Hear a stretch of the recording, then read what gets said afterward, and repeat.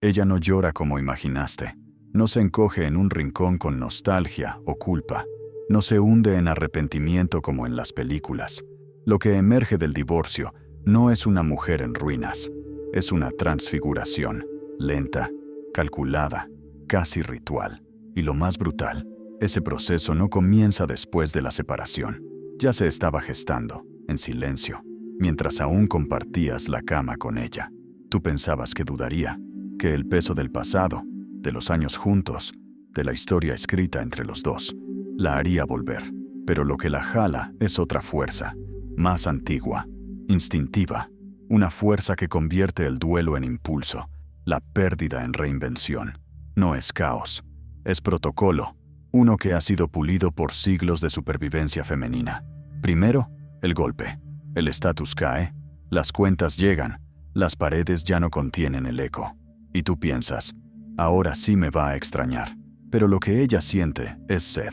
Sed de movimiento. La casa que antes era refugio se vuelve prisión.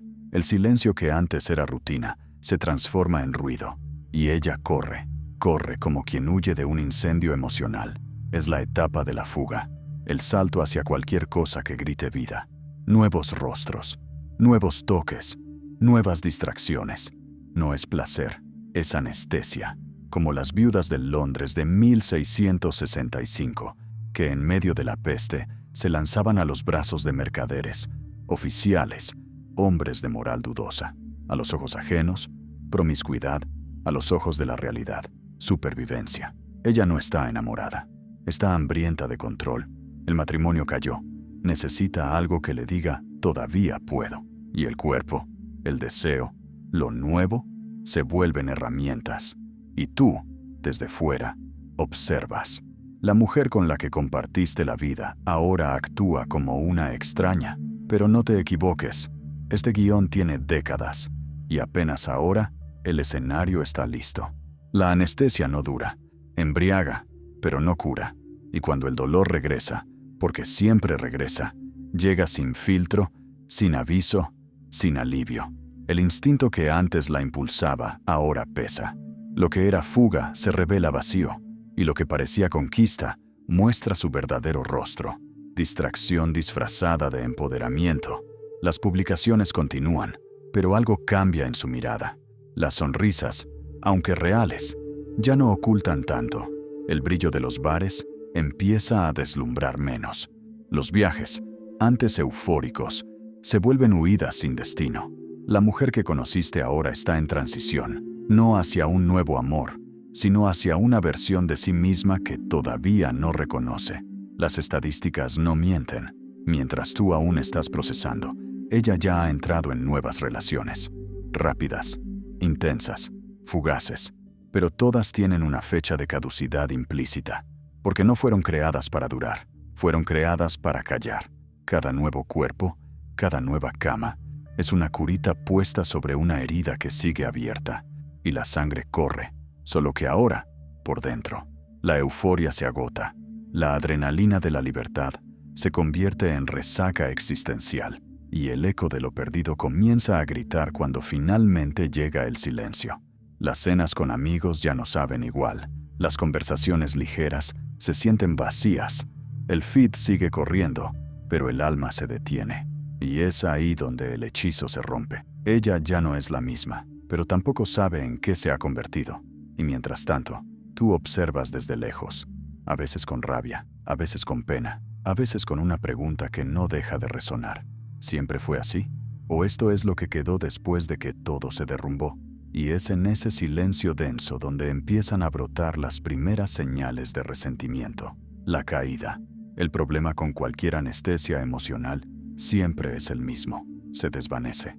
Aquella fase de fiesta, por más brillante que parezca, no escapa. No importa cuántas noches en bares llenos acumules, ni cuántos fines de semana llenos de rostros nuevos y viajes relámpago intentes.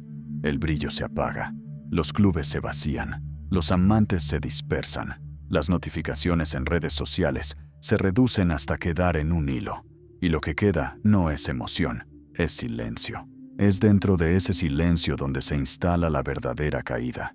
Puede que ella intente huir de eso, reserva otro vuelo, acepta otro abrazo, busca aún más distracción. Pero allá adentro, una voz empieza a susurrar. ¿Por qué sigo infeliz? Ese susurro amenaza la ilusión porque señala la verdad.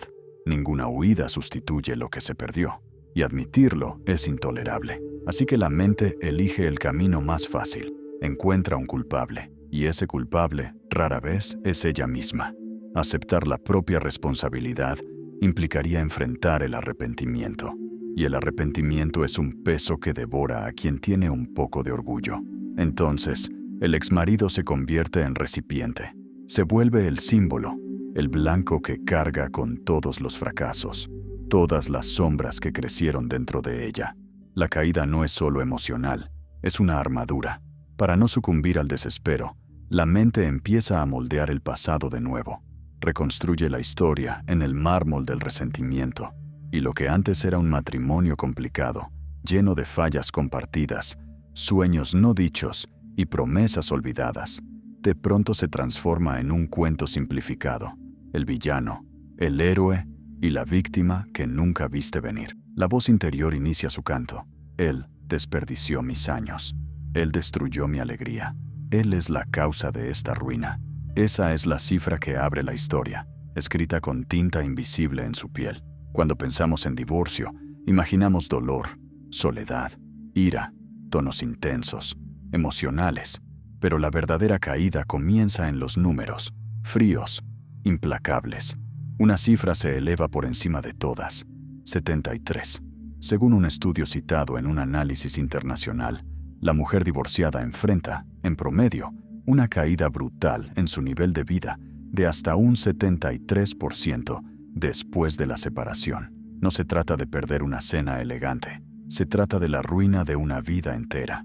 El hogar espacioso es reemplazado por un departamento estrecho. La escuela privada, sustituida por recortes de los que casi no se habla. Ir al supermercado ahora tiene la tensión de un cálculo. ¿Qué compro hoy? ¿Qué dejo para mañana? ¿Qué abandono? La seguridad que él ofrecía, o que tú creías que ofrecía, se rompió como vidrio bajo el impacto de la separación. Esa caída no golpea solo el bolsillo, ataca la identidad. Para muchas mujeres, la estructura del matrimonio era la muralla que las protegía. Cuando llega el decreto, la muralla se resquebraja, el techo desaparece, quedan los muebles, los retratos, los recuerdos, pero el refugio se ha ido. Lo que antes era abrigo se convierte en exposición, y el alma, desnuda, despierta en una habitación que ya no es hogar. Pero eso es solo el primer dominó. La caída externa, visible, es la chispa que enciende un colapso mucho más siniestro por dentro. Las certezas se disuelven, el instinto de supervivencia se activa, y en un acto casi ritual, la mente corre buscando una salida. Nuevos amores, nuevas promesas, otro espejo que refleje todavía soy. Pero ninguno de esos atajos sana, solo posponen el encuentro con su propio abismo. Y dentro de ese abismo, comienza el verdadero trabajo, la división narrativa. Lo que antes era conjunto, ahora se separa. El yo, el nosotros, el antes, todo se fragmenta. La mujer empieza a reescribir. El amor se volvió error. El compañero se volvió verdugo. El pasado se volvió carga. La culpa externa es más fácil de cargar que la interna. Y mientras tanto, tú observas, tal vez con rabia, tal vez con pena, tal vez con esa pregunta que resuena. ¿Siempre fue así? ¿O esto es lo que quedó después de que todo se derrumbó? Arrepentirse significa responsabilidad, y la responsabilidad exigiría cambio. Así que, en lugar de eso, la mente toma otro camino. Reescribe el pasado. Esa reescritura no es aleatoria ni caótica. Los psicólogos la llaman splitting narrativo. Es la reducción de una historia confusa, llena de culpas compartidas y silencios cómplices, en un cuento limpio, claro, héroes y villanos, inocencia y culpa, lo correcto y lo incorrecto. El estudio del Dr. Wanto M. Diamond, que involucró a más de 500 parejas divorciadas a lo largo del tiempo, capturó este proceso con una claridad perturbadora. Justo después de la separación, cuando las emociones aún eran frescas, ambos hablaban con matices. Admitían su parte en el colapso, Reconocían que había capas de risas, de peleas, de amor mezclado con error. Pero 18 meses después, las narrativas habían cambiado drásticamente. Para muchas mujeres, las sutilezas desaparecieron. Las zonas grises fueron borradas. En la reescritura, ella era la víctima, soportando años de maltrato. Él era el villano, el único arquitecto de su dolor. Una década o más de vida, juntos colapsó en una sola fábula: traición. Y ese corte hace más que distorsionar la memoria, moldea la identidad. Ella ya no se ve como una pareja que falló en un matrimonio roto. Ahora se ve como una sobreviviente, alguien que soportó crueldad y escapó. Esa nueva identidad se convierte en el filtro a través del cual interpreta todo: el pasado, el presente, incluso la imagen que los hijos tienen de su padre. Para el exmarido, ese cambio parece irreal. Escucha acusaciones que no se parecen en nada al matrimonio que recuerda. Desacuerdos cotidianos se vuelven abuso emocional. Tensiones financieras se convierten en pruebas de egoísmo. Pequeñas imperfecciones se inflan hasta parecer patrones de crueldad eterna. Para él, entrar en esa realidad era como atravesar un espejo roto. Para ella, era supervivencia. La función del splitting narrativo no es la exactitud, es defensa. Al pintarlo como un monstruo, ella se protege del peso insoportable de la duda. Si él siempre fue el problema, entonces estaba justificada al irse. Si él siempre fue cruel, ella no carga con culpa. Y una vez construida, esa fortaleza no se desmonta con argumentos ni con pruebas. El splitting no es solo una estrategia de afrontamiento, es el cimiento de la siguiente etapa. Una vez que la narrativa ha sido reescrita, el resentimiento tiene suministro infinito, y con ese combustible, el fuego arde silencioso pero feroz, por años, incluso décadas. Esa es la fortaleza del resentimiento. Cuando el matrimonio se rediseña como un cuento simple de víctima y villano, la narrativa deja de oscilar, se endurece. Lo que nace no es solo una creencia, es una estructura, una fortaleza moldeada con cemento de rencor. Y como toda fortaleza, su función no es la verdad, es la protección. Cada recuerdo negativo se convierte en ladrillo, cada falla del exmarido en argamasa. El más mínimo malestar se recicla como munición. Incluso los momentos neutros, incluso las risas olvidadas, al ser filtradas por el odio, se convierten en cuchillas. Ahí dentro, él ya no es un hombre, se vuelve un símbolo, el retrato de todo lo que ella siente que le fue arrebatado. Si falta dinero, es culpa de él. Si el hijo sufre en la escuela, él es el culpable. Si la soledad resuena en los cuartos, fue él quien dejó las paredes vacías.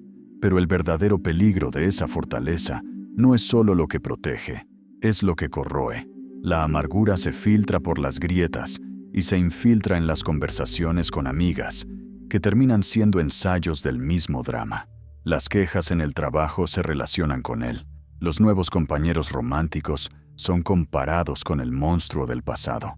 La confianza se vuelve imposible, no porque él siga lastimando, sino porque su fantasma aún habita los espejos. Y entonces, llega lo peor. Los hijos. Ellos también son arrastrados dentro de los muros. No siempre por crueldad, sino porque la historia exige lealtad. Si ella es la mártir y él el verdugo, entonces los hijos son los jueces. Frases como, a tu padre no le importas, o, esto es culpa de él, se deslizan en la vida cotidiana como veneno en dosis lentas. A veces es sutil, otras evidente, pero el efecto es el mismo. Los niños son invitados a habitar la fortaleza junto con ella, no por sus propios recuerdos, sino por el guión que deben seguir. Empiezan a repetir su dolor. Su voz se convierte en la voz de ellos. La conexión entre padre e hijo se deforma, no por lo que vivieron, sino por lo que debe representarse, porque mantener la fortaleza requiere continuidad. El rencor no es una explosión, es un incendio subterráneo. A diferencia del caos salvaje de la fase de la fiesta, esta etapa es fría, organizada, precisa, consume recuerdos, destruye puentes, remodela la realidad con precisión quirúrgica.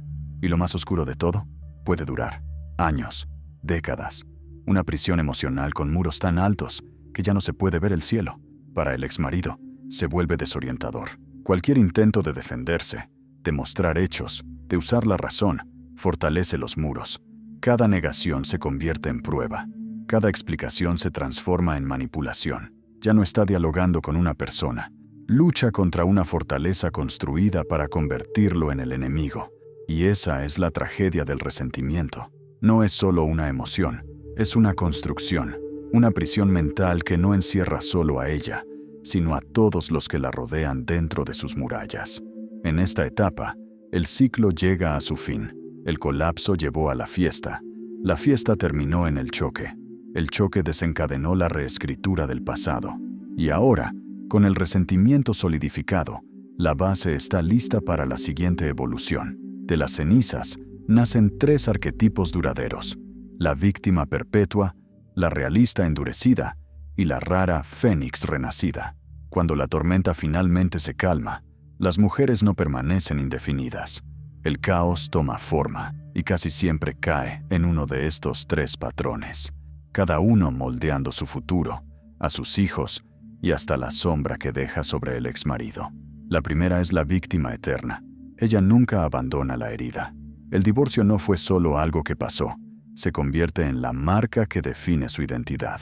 Cada revés, cada fracaso, se filtra a través de esa historia. Encuentra refugio en el culpar siempre, pero jamás encuentra liberación. La segunda es la realista endurecida. Después de haberse quemado con la decepción, redirige toda su energía hacia la independencia y la supervivencia. Con frecuencia, prospera económicamente, esculpiendo su propia estabilidad, pero paga con el corazón. Las relaciones ya no se basan en confianza, sino en cálculo. El amor se vuelve riesgo. La intimidad, un pasivo. Gana autonomía, pero pierde cercanía. Y luego está la fénix, el resultado más raro. Esa mujer hace lo que la mayoría no puede. Mira su propio papel en el colapso sin apartar la mirada. A través de una honestidad brutal, acepta su parte y la transforma en poder. No intenta reconstruir el viejo mundo, forja uno nuevo a partir de las cenizas, más fuerte, más estable, anclado en el respeto propio. No son simples etiquetas, son los estados finales de una tormenta psicológica, una tormenta liberada cuando el matrimonio colapsó y la fortaleza del resentimiento se levantó. Entonces, surge la verdad definitiva. La pregunta deja de ser ¿en qué se convertirá? Y pasa a ser ¿quién fue ella antes de que todo comenzara? No son el dinero, los abogados o las terapias los que deciden el desenlace. Ellos moldean el entorno, pero no el destino. La respuesta está mucho más profunda, en lo que ella cargaba antes de los votos. Si llegó al altar con un sentido claro de sí misma, con valores propios, metas que no dependían exclusivamente de ser esposa, entonces tenía cimientos. Esa mujer, aunque marcada, puede ascender como la fénix. Reconstruye porque su valor nunca fue solo pertenecer a alguien. Pero si su mundo era el matrimonio, identidad, estatus, propósito, cuando ese pilar se derrumba, todo cae. La base desaparece. Para ella, los caminos más probables son oscuros. La víctima eterna, encadenada al dolor, o la realista endurecida, guardiana de sí misma, pero prisionera de su propia muralla. Aquí está la revelación brutal. Su destino nunca estuvo bajo tu control. No fue trazado por tus errores, ni por tus aciertos como esposo. Fue escrito años antes de que tú entraras en su historia, en la arquitectura de su mundo interior. Y es aquí donde comienza tu liberación. Nunca fuiste el dragón que ella pintó. Nunca fuiste el caballero que falló. Solo fuiste el hombre que ahora ve el plan con claridad. Su camino era propio desde el principio. Ese descubrimiento es libertad. Libertad de dejar de cargar su narrativa.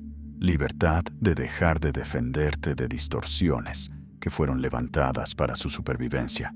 Libertad de salir de los escombros de su historia y entrar en la página en blanco de la tuya. El matrimonio fue solo un capítulo, su desintegración, otro. Pero tu libro aún no ha terminado. La verdad final es esta. Cuando reconoces el guión que ella sigue, ya no necesitas formar parte de él. Puedes cerrar su libro y finalmente empezar a escribir el tuyo. No necesitas escucharme. Necesitas escuchar lo que susurra dentro de ti, ahora que todo a tu alrededor ha callado. La mujer que conociste se convirtió en recuerdo. La que surgió después del divorcio no fue creada por ti. Solo se despojó de lo que ya era, sin ataduras, sin papeles, sin techo. Y lo que se reveló no era flor, era filo. Aún intentas entender, pero ya no se trata de entender. Se trata de aceptar que el espejo se rompió. Ella cruzó el portal sin mirar atrás. Tú te quedaste entre los pedazos, tratando de reconstruir el rostro antiguo con las manos sangrando. Pero el hierro caliente de la realidad quema. Ella no vuelve, ni en memoria, ni en arrepentimiento, ni en las promesas que aún revisas en la oscuridad. Pensaste que ella se derrumbaría sin ti, pero lo que se derrumbó fue tu ilusión. Y ahora, frente a la muralla que construyó con sus palabras, sus silencios y su ausencia, solo quedas tú. Y la pregunta, ¿siempre ella? ¿Siempre fue así? ¿O es lo que quedó? Ya no importa. Lo que importa es que entiendas. Si sigues mirando hacia atrás, te convertirás en estatua de sal. El cierre no es una respuesta, es un corte. Es el bisturí que abre la carne podrida para que lo nuevo pueda nacer. Es la cuerda rota que te empujaba de vuelta al pozo. No hay manual, solo travesía. Pero cuidado, quien no cruza, sangra. Quien duda, se hunde. Quien espera justicia, muere esperando. Ahora te toca a ti. Si soportaste hasta aquí, aguanta lo que viene después. Nos vemos allá. Comenta. Yo mando sin decir nada.